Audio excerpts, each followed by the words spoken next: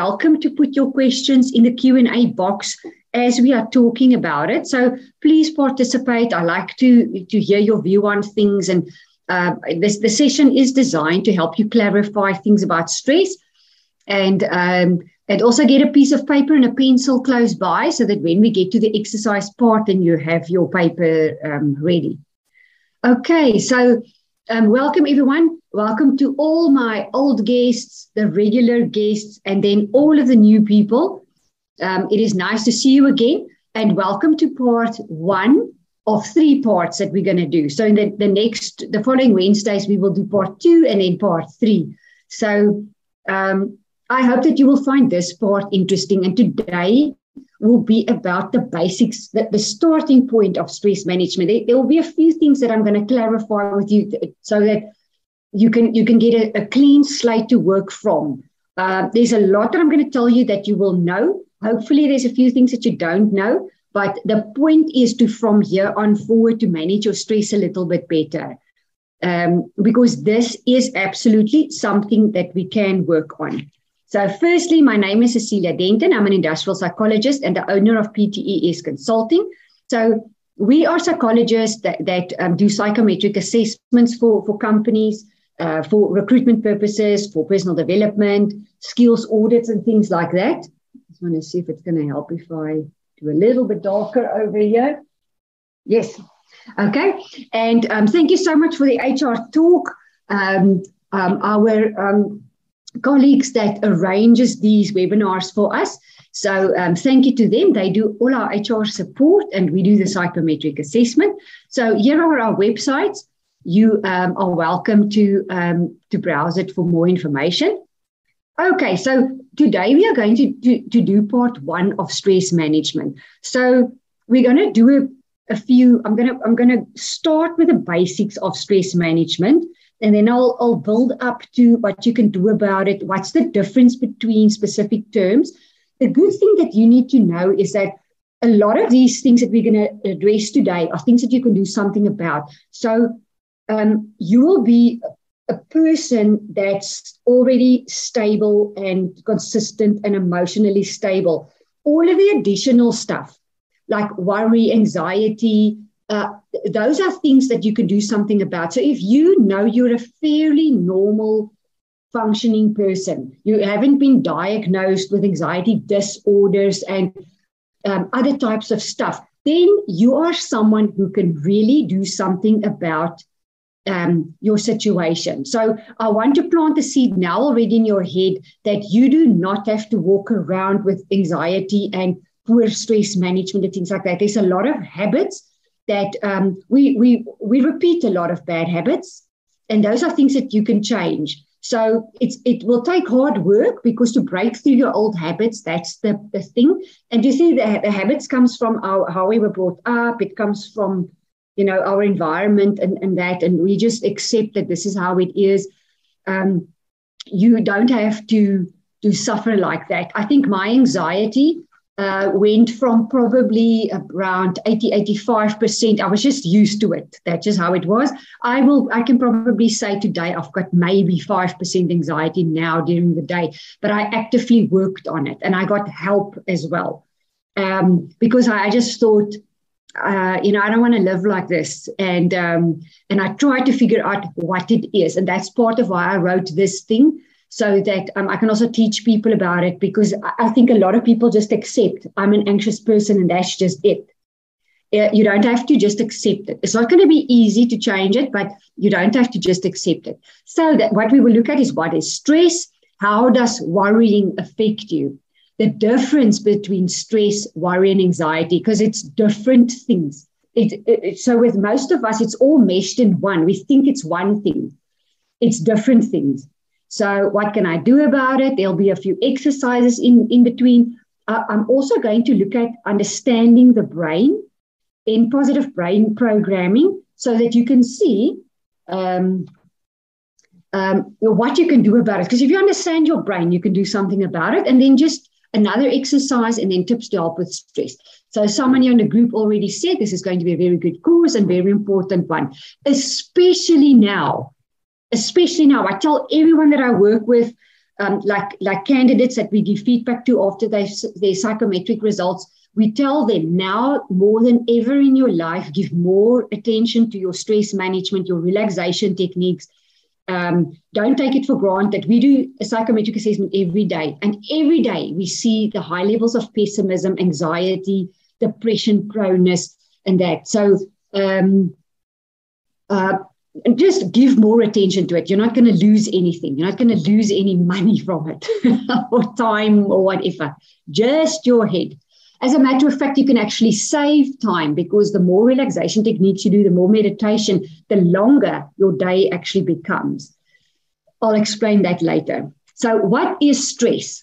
So broken up into literally building blocks, pieces. Stress is the body's reaction to any change that requires adjustment or a response. So the body reacts to these changes with a physical, mental, and emotional response.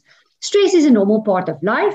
You can experience stress from your environment, your body, and your thoughts. So important. You can experience stress from your environment, your body, and your thoughts. Everyone suffers from stress. Even if you walk from one room to another, there's a small difference in room temperature. Your body needs to adjust to it. There exists a situation that we need to adapt to, and it's during the adaptation phase that we do either well or not. And you can get better at it. If you run around the block and you're unfit and you keep on running around the block every single day, you're going to get more fit, isn't it? So no excuses.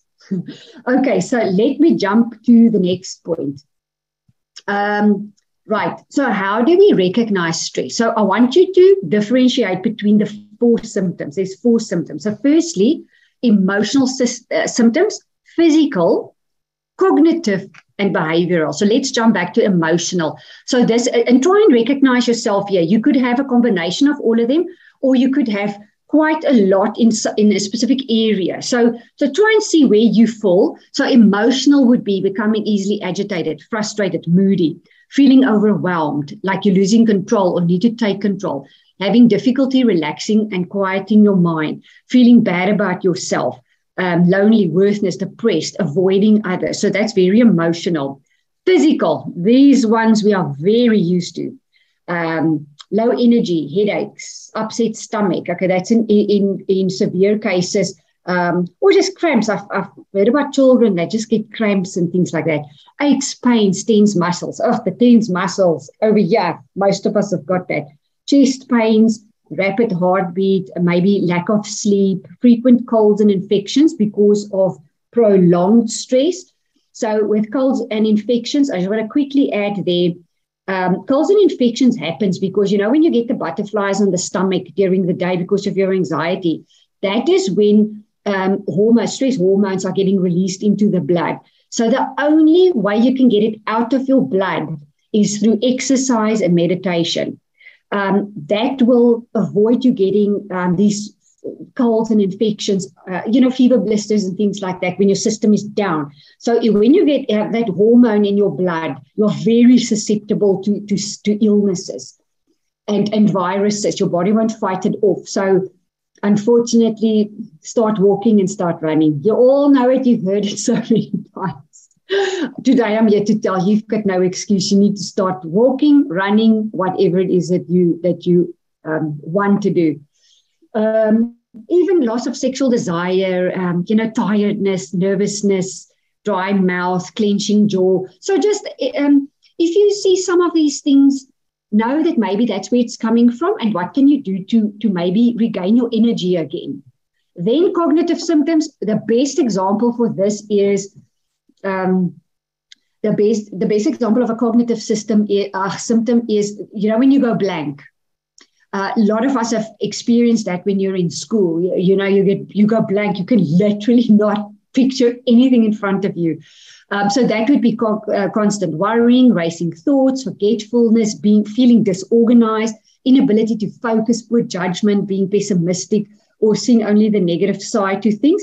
In that, when we do psychometric testing nowadays, so for the last 2 years, the pessimism has been sky high, and we can see it's not depression-prone people. It's not because there's something inherently wrong. It's just the time that we are in, the pessimism is very, very high. So these are cognitive things. Behavioral change in appetite, eating too little or too much, procrastinating, that typical, you do everything except the thing that you need to start with.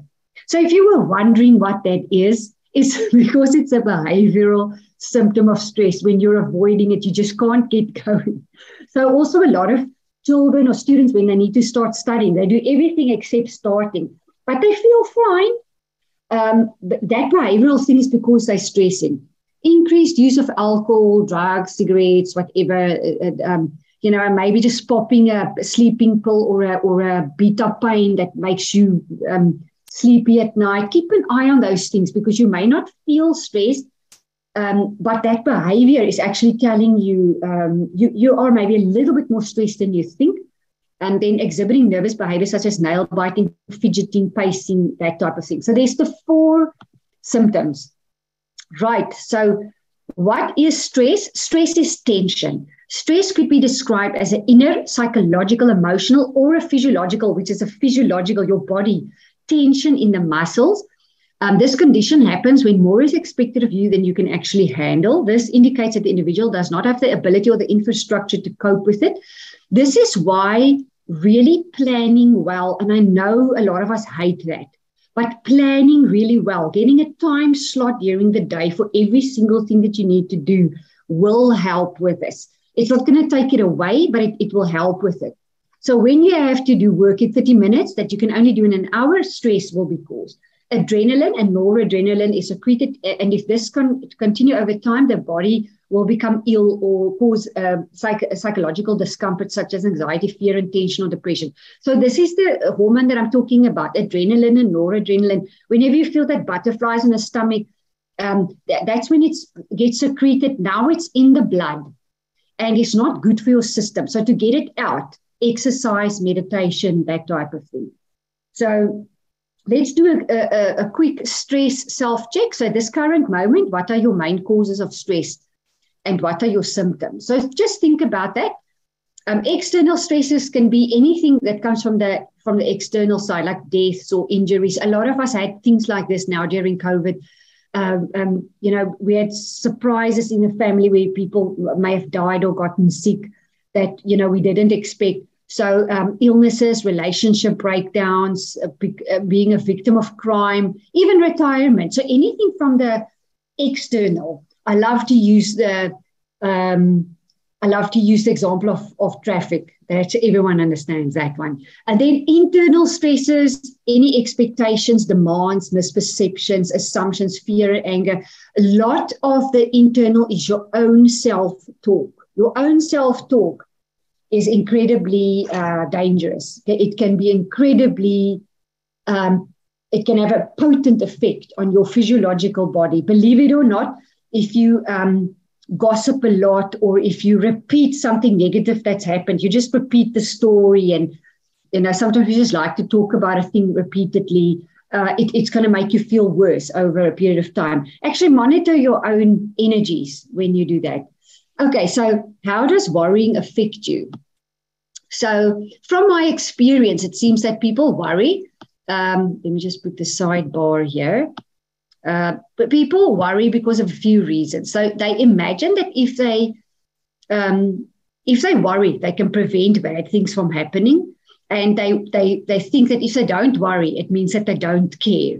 So all of those things, it just means that obviously you're human, but it's a false sense of security because it's not true. So in fact, researchers have found the reason why we worry is due to the absence of facts that prove that everything will be okay. Because you don't know if it's going to be okay or not. So the fact that you can't confirm that it's going to be okay, that makes you worry. So the actual fact is that we don't know whether everything will be good or bad. So we actually do not know anything. This creates doubt, and it's that doubt that we treat as fear. So ultimately, life and our futures are unknown. So the one thing that we can be certain about is that we do not know anything, whether things will be good or bad. So, for example, if I worry that I may get into a car accident when I go on holiday, it's a useless effort because we 100% do not know whether we will be in a car accident or not. So can you see if you trace it back to why do you worry about it? Is maybe you think you don't deserve it, or you think something has to spoil it, or you're thinking I can prevent because I'm preempting it, so it won't be so bad when it happens. Or, you know what, we all have our own reason for that. But the truth is, you don't know what will happen. So the truth is that worry has absolutely no purpose and is totally useless. So worry is based on fear and not what is likely to happen, but rather on what would be terrible if it did happen. So our minds often like to imagine the effects of this terrible outcome, which is all based on creative and proactive thinking.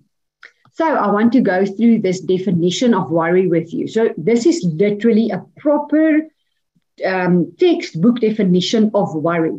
So worry refers to the thoughts, the images, the emotions and actions of a negative nature that's in a repetitive and uncontrollable manner that results from a proactive cognitive risk analysis made in our heads to avoid or solve anticipated problems, anticipated potential threats and their potential consequences. So this is a very, very good definition of worry. Someone says here, if I worry, I apply my mind and then the situation does not turn out bad. So worry helps me outsort my problems. Never underestimate that a little bit of worry and a little bit stress can be good for you. You don't want to remove it from your life because then it means you're dead. And we're not dead. That little bit of worry, that's why this comment is very valuable, because that worry can actually prompt you into action. Don't let it go. Don't let stress go into distress. Because a lot of time, worry and stress keeps us on our toes. Ne? So use it to your benefit. So let me look at the definition of worry again here. So worry refers to the thoughts, images, emotions, and actions of a negative nature in a repetitive and uncontrollable manner that results from a proactive cognitive risk assessment made to avoid or solve an anticipated potential threat and its potential consequences. So now we're going to refer back to this again. So the first problem with that definition that I pick up in there is the above definition refers to negative thoughts. So it's interestingly enough that we do not always focus on the possible positive things that could happen. But for the most part, we brainstorm all sorts of different things that could happen that are negative or disastrous, but you don't worry about the positive things. You're not worried that you're going to, oh my God, what if I enjoy myself on this holiday? So we don't worry about the positive things. That tells you it's a habit. Then, because if it was normal, you would be doing the same for both, wouldn't you? So just on this side, just tone it down. You don't have to remove it from your life. Just tone it down. Just tone it down so that it doesn't destroy you. So the solution to problem number one, so let me take an example. I will not do well in my test, or I fear a car accident while driving on holiday. So I'm going to refer to the same examples constantly so that I can create a benchmark in your head for referral. So the reason why people do this is to avoid disappointment. Well, that is what I gathered. You could have your own reasons, and if you have a different reason, please share it, because there may be other people that's got the same thing as you. So when I do fail my test, I can at least say that I knew it will happen and that I was prepared for it. So the disappointment is not so harsh. So this is a typical defense mechanism. So of course, if I preempt a car accident, I won't be shocked or surprised because I was expecting it. So in some way, I could possibly be hoping that the pain will be less when I get the news. Something like that. So the solution to this way of thinking is to direct your thoughts to neutral. So the bottom line is you 100% do not know what will happen. So allow yourself to accept that as a truth. That's the only truth you actually do know, is that 100% you do not know what's going to happen. So the second problem with that particular worry definition is the definition focuses on proactive thinking about the risk. This suggests that we run ahead with what could possibly happen that is negative. So we actively and proactively think about the consequences. Imagine you just switch off the proactivity of thinking about it. You know there's a possibility it could happen, but you just switch off the proactive thinking about it. You just leave it there. So for example, it doesn't matter how hard I study, I will fail anyway, or my client owes me money and I will never see it. So the solution to this is this proactivity is possibly related to previous experiences, because we are making something up. So we make it up because we've seen it in the past or we've heard that it's happened to others and would definitely not want the disaster to happen to us. It could have happened to you before or to someone else, but it comes from somewhere. So you can calm down this proactive, creative thinking because once again, you do not actually know anything. Remember, every single situation is different. Even your events and experiences from the past. So even though you failed in the past, it doesn't mean you're going to fail again. So although there are similarities, the outcome may be different. So once again, it could be different or similar. You actually don't know. Then the third problem with that particular definition is we convince ourselves that we know what will happen, then we can prepare for it, or the result will not be as devastating because we're expecting it. So, for example, I always do bad in my tests, or I worry that I will get into a car accident while driving on a holiday. So think about this, the practical things that you can do, because not everything is out of your control. So yes, we don't have control of our future or life or what's going to happen, but there are a few things that you definitely have in your control. So here you can do practical things that's in your power. You need to accept what is in your power and what is not. If you accept that, it's going to be better for you already. So practical things are in your power. What will happen in the future is not in your power. You may be able to do simple things that could have been better, that could have had a better effect in the future, not control the future, but influence it. For example, save money now for the future. Do not drink and drive. Plan your studies. That you can do. There's nothing wrong with that. So to do well in test, you can attend school. You can put some time in to study for your test. You can manage your time and stresses effectively. You can draft a roster and schedule your studies. You can take regular breaks, rest well, and eat well. When you drive with your car on a holiday and you fear a car accident, you can do a few practical things. You can rest well, take frequent breaks. You can eat well. You can focus while driving, not use your cell phone. You can keep at the speed limit. So now you've done everything that you could. And now you know if something happens, you can rest assured that you did whatever was in your power. So if something does go wrong, then you know that your intentions were good. You didn't look for trouble. Okay, so here are a few other reasons why people think in disastrous way. So probably predicting disaster often creates a false impression that we will avoid disappointment. It's nonsense because it's not going to make you feel better or worse. We resist changing our thinking patterns. It's less effort and more comfortable to choose the old way of thinking. Oh, it's so easy to fall back on, it always happens to me. So there are two things that people do. We generalize, and we what is the other word? So we generalize and we I can't remember the word, but we always exaggerate. That's the other word. Generalize and exaggerate. Think about it. You do exactly the same thing. This always happens to me, and exaggerate. And generalize. So low skills recognition in oneself could lead us to believe that we do not have the necessary skills or knowledge to complete the task successfully.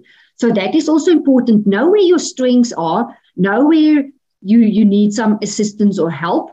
In our next parts, we're going to look at mental toughness when it comes to resilience. And that also means recognizing your strengths. So low self-esteem could lead us to believe that the effort we put in is not good enough. And remember also, you could always have a low self-esteem, or you could just currently have a low self-esteem because of what is happening to you. So figure that out and see where that comes from. And then experience, we've seen it in the past and convinced it will happen again, or it has happened to someone else. And then lack of support from others. Okay, so then I want to explain to you the difference between stress, worry, and anxiety. So it is three different things. So if you thought it's all in one and you are screwed, you have been mistaken, and there are some good news for you today. It's three different things. So understand the three different things, what it is and how you can make it better. You will already do better in your life. So stress happens in the body. Stress is an emotional response and is usually caused by external triggers. So that could be exams, traffic, COVID, boyfriend, girlfriend problems, poverty, unfairness at work, illness. So anything that's external, it's not internal. It's what comes from the outside to you. So worry is different from stress in the sense that it's mostly internal thinking that happens in the mind. So it's often triggered by something that is real, for example, getting cancer or losing a job, but it is followed by unreal imagined thinking that it could or will happen to you. So some of the stuff that happens to us, it's real. The stress, the stuff that's happening out there is real. I'm not trying to make out as if stress and worry, the things that's happening out there isn't challenging. It absolutely is, especially what we came out of just now. It's been hectic, and the aftermath of this whole COVID thing it hasn't settled yet. But know that is the stress that is caused. Worry is you understand what is happening, but then it's followed by imagined stuff that could possibly happen even further. So what we do is we really give it like a body and arms and legs, and we dress it, we put on shoes. And so remember, this what's happening already is already enough. Don't let worry that takes it out of context. Don't let that make it triple as worse or double as bad. Know that this is the situation that you are in, and then you address that and do what it is that you can do in that part. Don't dress it and put shoes on and socks onto it. Then it's going to really grow. So worry is defined by internal thinking about problems or unpleasant things that may happen, and this causes you to feel fearful and unhappy. So in simple terms, worry is something that has not happened yet, whereas stress is happening. So please differentiate between the two. Try to define what is my stress, and then when are you putting a tail to it? When are you exaggerating or making it worse? And listen, I'm not trying to judge or be harsh on anyone. That is so normal, because if you are a accountable, decent, normal, functioning human being, you want things to be good for you and your family. So I'm not trying to say that it's a bad thing. Just stop it immediately. Just keep an eye on it so that you can be better. You can have a better influence maybe on your children or even your co-workers and that. So just keep an eye on when it's getting out of hand. And then anxiety. Now, this is very interesting because anxiety is not stress. So anxiety, this is how everything links together. So anxiety happens in the mind and body and is caused by persistent, excessive worrying about things. So anxiety will be a very extensive part of worrying about things. So interestingly, this can happen even when there are no stressors. So this is very, very important. So anxiety can happen even when there are no stressors. This is incredibly important because this means that if you've got high levels of anxiety, you need to start thinking about how you are handling the stress and your internal thinking, because that thing could be a perfect recipe for creating ongoing anxiety. So also remember, people could have anxiety disorders and they can be diagnosed with it because something went wrong in childhood. I know someone that's got an anxiety disorder, and it's not like me and you. If you know that you're a normal person that's got your stress, whatever, and you have not been diagnosed with something, don't think you are the same as someone with an anxiety disorder, because it is hectic. Those people can literally not function on their own. They cannot be alone on their own. So an anxiety disorder is way deeper. You may need help and medication for it. It's absolutely treatable. It may probably not, an anxiety disorder is very much ingrained, but if you just experience anxiety that's coming and going, you can make it way, way, way better. So mostly, if it's not something that you've been diagnosed with, then it means that your anxiety is something that you can create in your life, even if there are no stressors. But it can also be there with stressors. But it just tells you how potent it is that you could actually be causing it without even knowing it. And another thing that's important, keep an eye on things that stimulate your central nervous system, like too much coffee, too much tea, because tea has got caffeine in it as well. I'm not saying cut it out. I'm just saying keeping an eye on it. Maybe have a coffee with caffeine and then some decafs, or even things like alcohol stimulates the central nervous system. Very spicy food will stimulate the central nervous system. Just keep an eye on what works you up. Start getting to know your body. Learn how your body is and what actually makes you feel very restless and sort of, what would you call it, fidgety and like almost like wound up. Take note of what it is that you're taking in your body as well.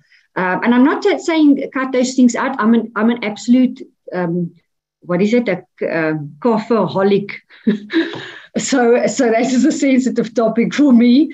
But I try and balance. Like I've got a very good decaf that I balance with, and I balance it because once you get too much caffeine in your system, you will actually sit like this. So just keep an eye on it. That will be on the physical part. If you can start thinking correctly about how these three things differ from each other, plus what it is that you're putting into your actual body, you can start differentiating. So whenever you want to analyze yourself, go write it down. What stressful thing just happened today? What was my thinking about it? Did I repetitively and persistently think about it to the extent, together with all my coffee, because I thought that was going to make me feel better, that now I'm sitting in this anxious, wound up state? Just start to get to know yourself. Get to know yourself, what you are doing, and learn more about it so that you can manage this better.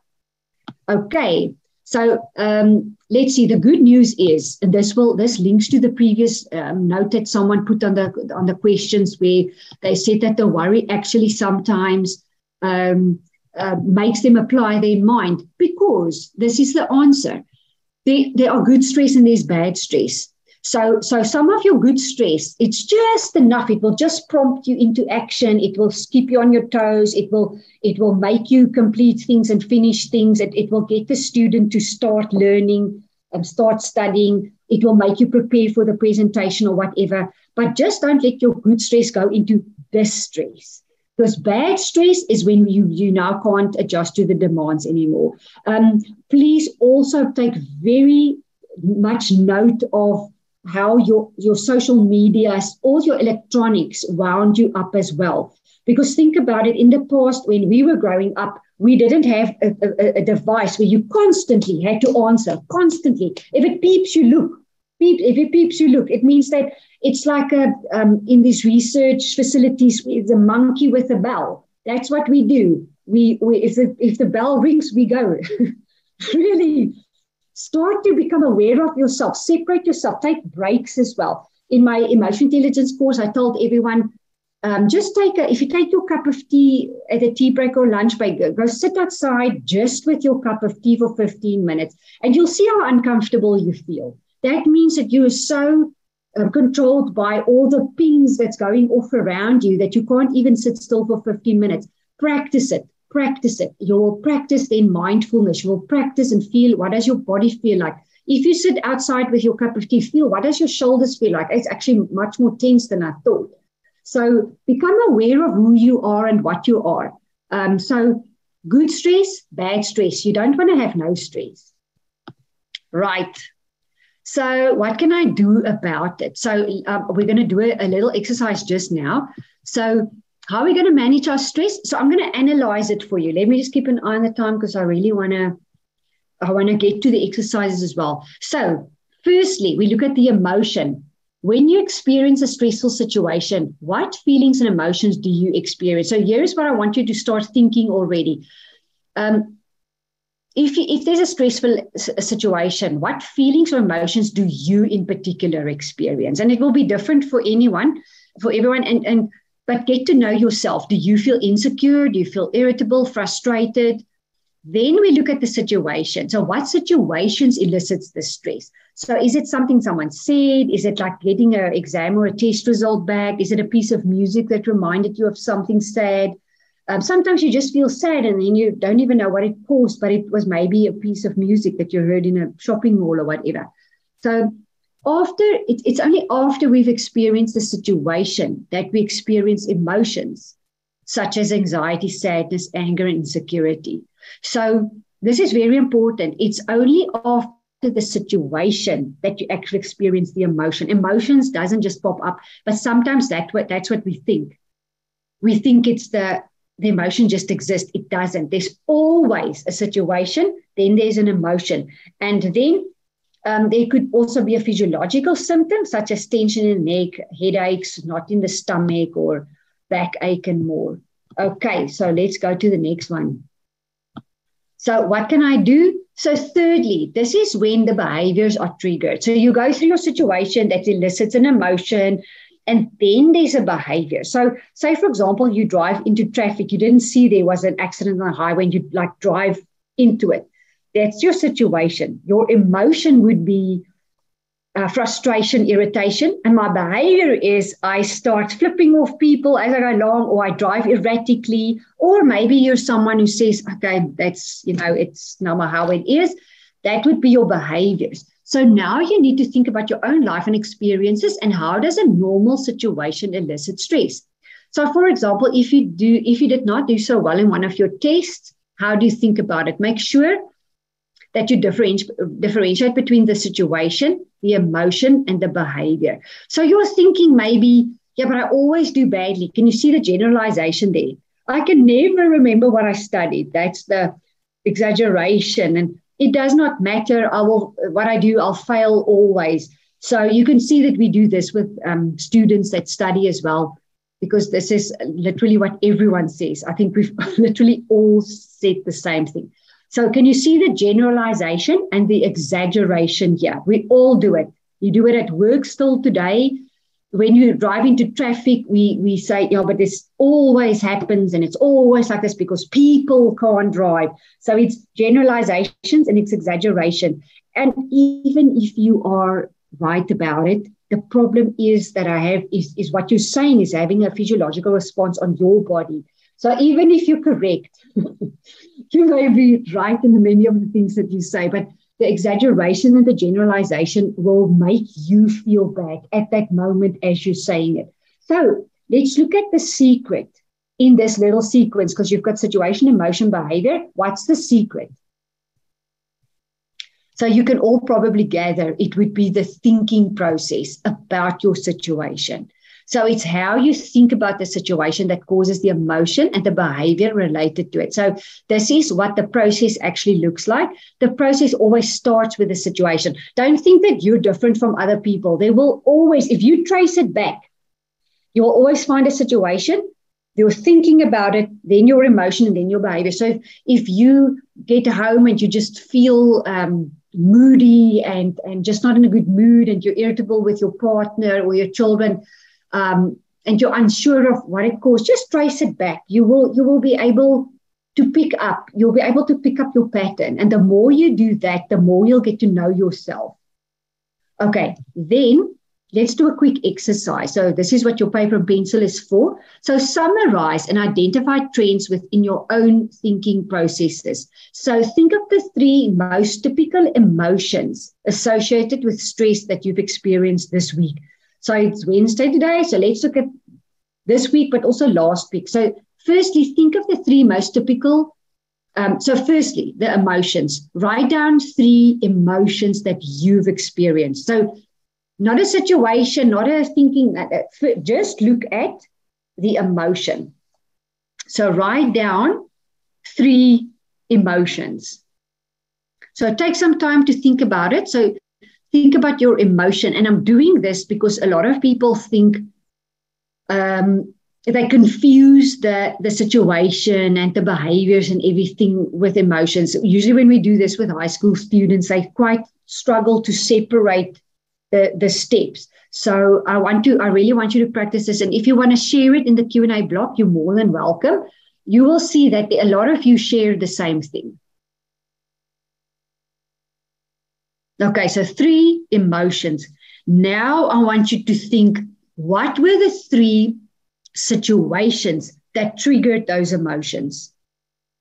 So 3 emotions, and then what were the situations that triggered it? It can be as simple as someone sending you a very short email, maybe. It could be traffic, maybe the shock when you put some petrol in your car. Think of any situation that has caused you to think in a way. And don't think it has to be a devastating thing. Small things causes it. And small things is like someone's tone in their voice, or anything that's slight that we think may not be an actual situation. So small things can be situations. And then for the third thing, I want you to identify the 3 behaviors that you use to adjust or adapt to it. So firstly, write down your 3 emotions, then the 3 situations that caused it. If you can't think of 3, it will be good enough if you can just focus even on 1, so that you can like get an example, and then from here on forward you can do more. But then what was your behaviors that you used to adjust to it? So for example, if you got a very nasty email from someone, the emotion that got triggered was anger or hurt or insecurity. The behavior that you used to adjust to it could have been that I immediately sent something back without even thinking about it, or I got up from my desk, I made some coffee, or just walked outside, or whatever behaviors you did to adjust to it. And then in the 4th point, I want you to write down the 3 most typical ways of thinking about the situation. So here you may need to spend some time to just think how you thought about it. If you struggle to write down something here by point number 4, the way that you were thinking about it, then this will be a nice exercise for you in the future to, if anything happens, to start becoming aware of how you think about it. So your thinking could be, I'm stupid, I made a mistake again, or it could be, this person is just a rude, obnoxious, whatever. But if you calm down and you think about it, and you put it into perspective, then it means that you're actually thinking about it more clearer. But whatever your thinking was, try to identify what your thinking was, and then try to figure out whether your thinking was correct or not. So let me know if there's anyone who wants to share their comments in the blog, in the Q&A for us. So firstly, the emotion, the situation that triggered your emotion, the behavior that you used to adjust to it, and then try to figure out how you were thinking about that situation. So anyone who wants to share, you are welcome. Okay, and then do you think that your thinking about the process was correct? And remember, don't be judgmental on yourself if your thinking was like way out, like the thinking was like in a lot of anger. That's fine. If you allow yourself time to just calm down and just get clarity about the thinking. For example, the person maybe had a reason why they sent you that email, because there's also stress or pressure on their side or whatever. Then don't be judgmental if you've got a sudden emotion. You just want to know about your emotion and accept it, but the way that you're thinking can control that emotion. So anyone who wants to share their thoughts? Everyone is very quiet, so I think you are thinking hard about this one. Is this a difficult or an easy exercise for you? In my experience, I found that some people actually may take quite a while to figure out their own process. So if you feel like you're slower, it's very normal. You need to get to know yourself and your own process. Okay, so is there anyone who wants to share their thoughts? Okay, so there's a comment here. Let's see. As a classic ISFJ, this was exactly the thing that I had to work on very hard, to sit back and activate my thinking life. So to sit back and analyze what I feel, why I feel the way that I feel, then question myself whether that feeling is valid. If not valid, talk to myself and override the feeling by regarding the thinking is superior. So if valid, I allow myself to accept the feeling and address in whichever way communication assertively, but then actively focus on something else. So what I want to add to this, it's very good if you already know your personality type, because then you know how you are, and you may also know how other people are. They may not be as emotionally aware or sensitive or whatever than you are, or as organized as you are, or whatever, or extroverted or introverted as you are. That will already create an understanding for you. And I never want you to judge or be harsh on yourself if you experience that emotion, because you can't control the emotions that you have. What you can control is the way that you think about it. So if you do put it into perspective, that will help you, because you could have any type of response to a situation. You just want to see whether your thinking about it is in perspective. And if it was not, just give yourself time to get there. Don't think you need to be perfect or something, or it's wrong because I got so angry or whatever. All I want you to do is to become aware of your thinking, and because your thinking will make your life easier. So if you feel like you're saying, yeah, you want to see whether your that response of yours was valid or not, you just want to see whether is it a little bit hectic, over exaggerated thinking on your part. And always, if you give yourself a minute, you will calm down, and you'll see then you will see a little bit clearer. So I like that. Yes. So, and I like the fact that then you decide. Address it in whichever way, like communication or, assertively, because now you're getting a solution as well. So there's someone else who said here that steps 1, 2, and 3 were easy. Step 4 is difficult. That is really so true, because 1 and 2 is easy. It's the blurred one. Step 4, by thinking about it, that's because it's all enmeshed. So what you want to do now is separate it and start thinking. Separate the thoughts and the process. But you can practice this. You will see that step 4 will get better if you become aware of it. That's why it's very important for you to start spending more time with yourself without the cell phone, just for little bits per day. Just sit by yourself and feel how you're feeling, thinking, and that, because you need to become aware of your thinking processes. Your thinking can be very devastating. Okay, and then it's very easy to overreact. Yes, and you know what? It's okay if you do overreact, but you acknowledge it, you see it, and then you say, okay, just give me a minute. Just give me a minute so that I can see what's going on now. Am I overreacting? Am I underreacting? What is going on? And usually when you give yourself a few minutes, you will see you'll get a little bit more perspective. But that's how you get to know yourself, is actually just give yourself a minute. Okay, great. So there is, I just want to keep an eye on the time. Okay, I'm going to go through this quickly. So understanding your brain. So there's a lot of dendrites in the brain. We all know that there's a whole bunch of dendrites. That's how the message goes from the one point to another. So something that I never knew is that there is hair-like follicles on the dendrite, which carries the neurotransmitters. So the more you tell yourself, I cannot do it, can't remember it, I'm not smart enough, I'm stressed, I'm worried, the less of those hair-like follicles there will be. So the neurotransmitter can't go through. So this will inhibit messages from going through. So remember that feeling when you go blank. So changing your internal dialogue can prevent this.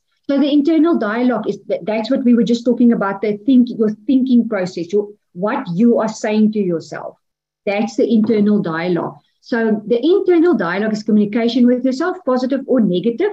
This is the conversation that we have with ourselves on a daily basis. Think about what you say to yourself every day, and whether you talk to yourself out loud or silently, it doesn't matter. And another thing is, if you think about it, is there ever a reason to put yourself down? I literally have tried to think about this for very long and hard, and there's no reason to ever put yourself down. If you put yourself down, you need to stop that, because there is no reason for it. So if your internal dialogue is negative, or you put yourself down, you will have fewer of the hair follicles on the dendrites. You know, when you say to yourself, oh, I'm nervous, you're actually getting more nervous. If you say, I can't remember, you can actually then not remember a single thing. So you are programming yourself to actually not remember. So changing your thinking, this is another very important thing that you need to know about, is that the brain does not know what the truth is. So the brain does not know when you're talking the truth. The brain only knows what the truth is by experience.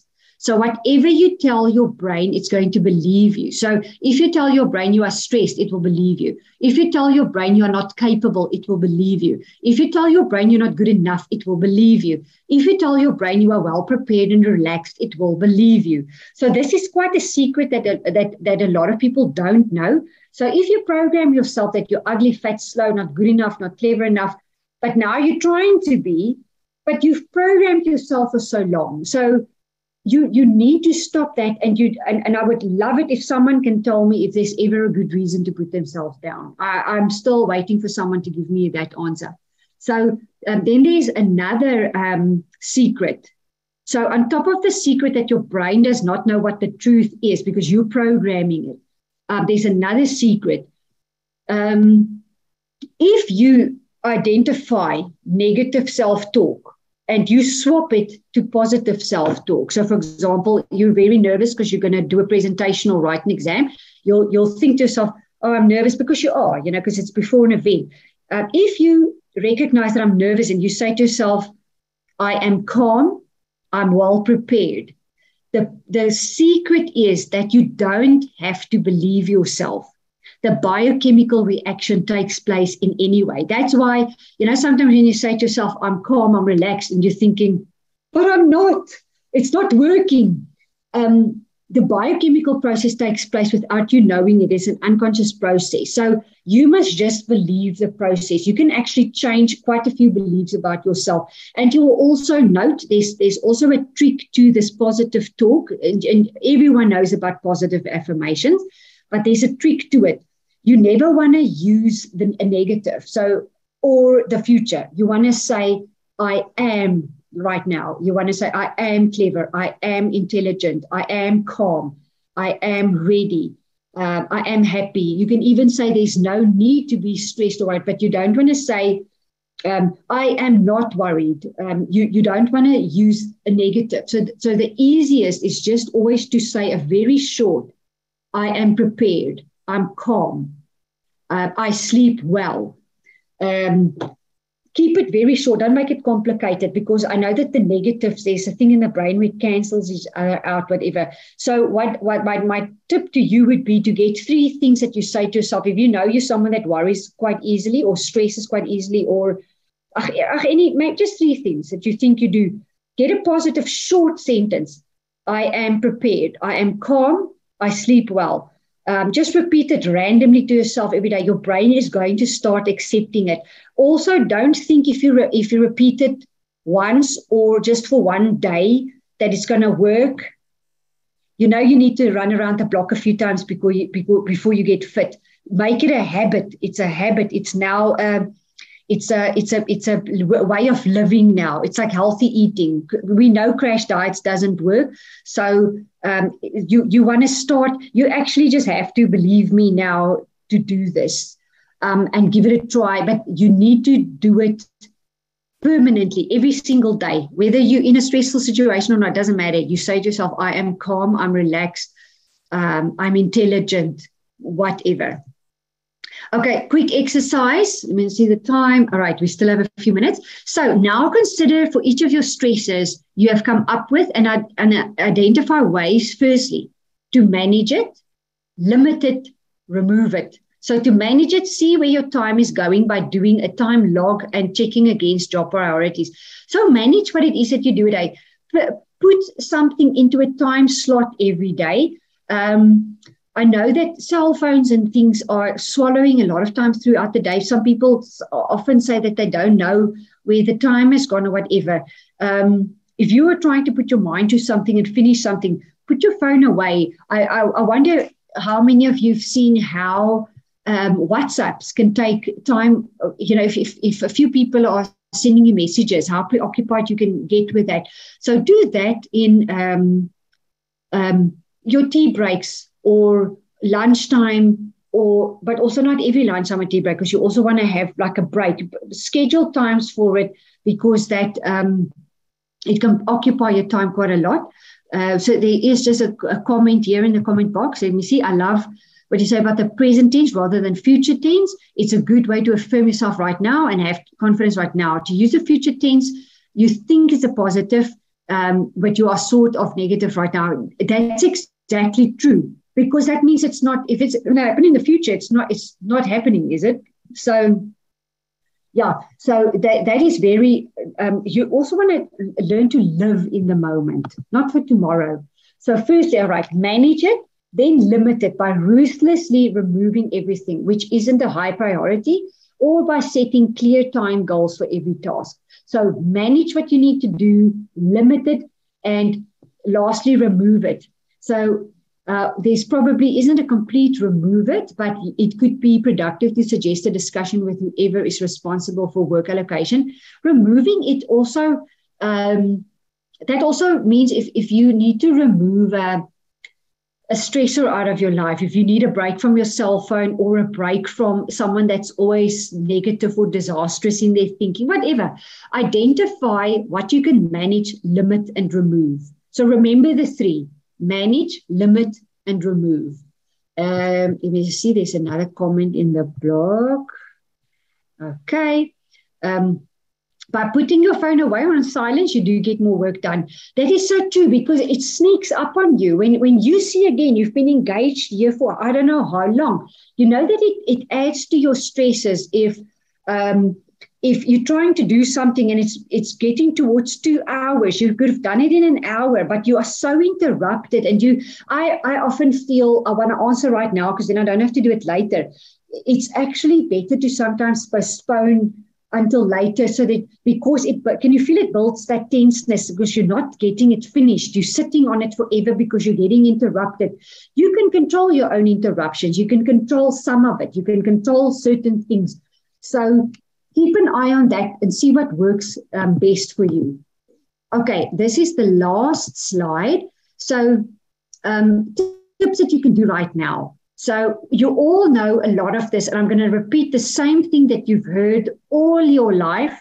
So eat healthily on a daily basis, even if you just put in some healthy stuff here and there, because the nutrients does feed the central nervous system, and it does boost. So most of the things that we eat feeds the brain. We think it gives you energy for the body. What you eat actually goes to the brain. So if you have hard work to do, make sure that you're eating protein type of mineral-rich types of stuff.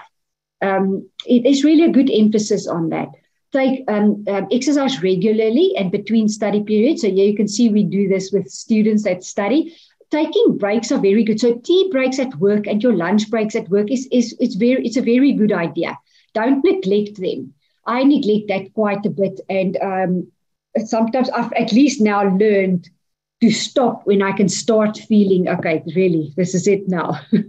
So get to know your body as well. Know when the stopping point is. There is actually a reason. You can actually be way more productive with more breaks.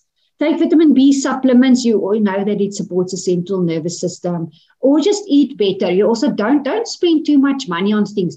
If you have your relaxation techniques, you don't have to spend money. We all think everything goes back to what you can buy. No, it's not.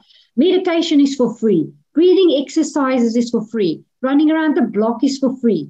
Don't think you need to go buy stuff, get stuff. It's nonsense. The air around us that we breathe is for free. So meditate, get your little routine and get into it and stick to it, and be disciplined with it. Don't sacrifice a good night's rest for studying or work. Here and there we may need to, put in a little bit extra because there's something specifically happening, but not always. Learn methods that interest and suit your personality. So play around with stuff. There's so many, if you look at this aromatherapy oils, it influences the brain chemistry, the stress levels, and hormone production. So lemon verbena helps you study, helps you concentrate. Lavender and chamomile oils makes you relax. So play around with stuff, learn some breathing techniques. The Art of Living, I've said this before, the Art of Living is a worldwide organization that teaches you how to meditate, do yoga, breathing exercises. Their training is a fraction of prices that we usually pay for stuff. They do some of these things online. You can attend their classes. They literally teach you how to meditate properly, like a Buddhist. So really, this is what I do. I'm in such a great pattern that it's just fantastic. The energy that you get from it is amazing. So remember the Art of Living. You can just Google it. I think it's theartofliving.org. Do not use any funny medications before an exam that you're not familiar with. Don't forget the benefit of soothing music. Baroque music has scientifically been proven to optimize your concentration and calm you down at the same time. So that's Baroque music. I say to all the students that we work with, then keep a positive attitude. Remember that pessimism and positive thinking. We have a lot of pessimism at the moment in South Africa, probably worldwide, but we test people every day. The pessimism is sky high. Keep an eye on your own thinking, but also understand, don't be judgmental on yourself if, we're in a very difficult time. But just be aware of your thinking. When you speak to some people, when you can get a role, you can get on a roll when you first start talking about how bad this government is and that, and you get on a roll and you can't stop. It affects your physiological being right there where you are. Save your energy. There's a Professor Jordan Peterson is someone else to follow on Instagram or whatever. He says that watching the news repeatedly every day, there is this thing where you get bombarded repeatedly with the same negative message. You heard it 10 times yesterday. You're hearing the same one today. It's not doing you any favors. You can manage, limit, and remove. So be careful of the things that you listen to. Protect yourself. Manage your time more effectively. Set limits appropriately and learn to say no to requests that will create excessive stress in your life. Filter. Remember, manage, limit, remove. Make time for hobbies. This is very important. Make time for hobbies, interests, and relaxation. And seek out social support. This is a very important thing, is to reach out to your family and friends. Make an effort. And you know what you can do? Reach out to other people to help them. If you help other people, you'll find a form of satisfaction coming back to you. So don't just think about what you can get, but think about what you can give. We often underestimate that power of the satisfaction that you get when you help someone. Okay, and I know our time is up. I just want to quickly read the notes in the comments block. Yes, so the phone that we must put away. If one constantly receives negative feedback from a superior at work and starts believing what he says about you, does this contribute to self-talk, where one can end up being unable to program the brain to believe differently? That's a very good question. What I would suggest is to reach out to that person and even other people that you work with to try and get an accurate picture of to put that the comments that you're getting into perspective. Are there things that you realistically and practically can work on? And if not, because then you can determine, is this person, because also remember, it could also be that person's management style. They could be unaware of the fact that the effect that they're having on you. So it would be good to talk to that person and say, I want to have regular check-ins with you so that I can see, am I making progress? So that you can ask this particular superior, but did I make progress on this thing? Here you can see I made progress on that thing. So because don't underestimate their style. They may be very unaware of what it is that they're doing. So try to get input, try to get information from your surroundings, and because then it will affect you, but you still control your own positive programming. So try and gather more information, even if you have to pull in other people. and then work from it from there. And you can also communicate assertively what it is that you need from that superior in order to then get better, or to understand what it is that you are not doing correctly. So take that totally back to that, but don't lose sense of yourself, because there's no reason to put yourself down, and someone else should also not be putting yourself down. You need to then know, what is it that I'm doing wrong that I can improve on, because at some point it must get better. So you need to know what are your what is your blind spots, and what's your manager's blind spots. So I would suggest talking about it, and but be sure that you still do your own relaxation and confirmation, so that it doesn't ruin your life because of someone else. So put that into perspective, but do the things that you can do. Okay, any other comments or suggestions? I will make these slides available to the HR talk, but I will also be able to send it to you directly. There is a little breathing exercise here at the bottom, but here is our this is our contact details. So you're welcome to contact me or ask for my slides from the HR talk.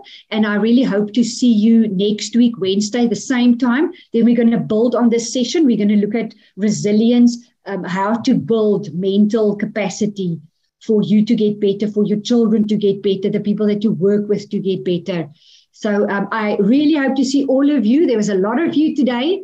I want to see all of you next week so that we can work together. And if you need more tips, especially this example here from the negative feedback from the superior at work, if you want to maybe send me a separate email, you are welcome to do that. But I would suggest also doing next week's session, because resilience is the thing that helps you to also bounce off overly negative critical things that doesn't have a place. Because when we always want to welcome feedback and criticism so that you can get better, but it must also place into context. So you need to see whether it's gone, say, over just normal healthy feedback, then it becomes negative. Okay, so a lot of people are saying thank you. I'm really glad that you've enjoyed it. And here someone says they've already registered for next week. That's going to be great. I'm going to see you there. We're going to do some more exercises, and I know you will like it. You will like it. Okay, great, everyone. It's a pleasure. See you next week. Thank you, everyone. Bye-bye.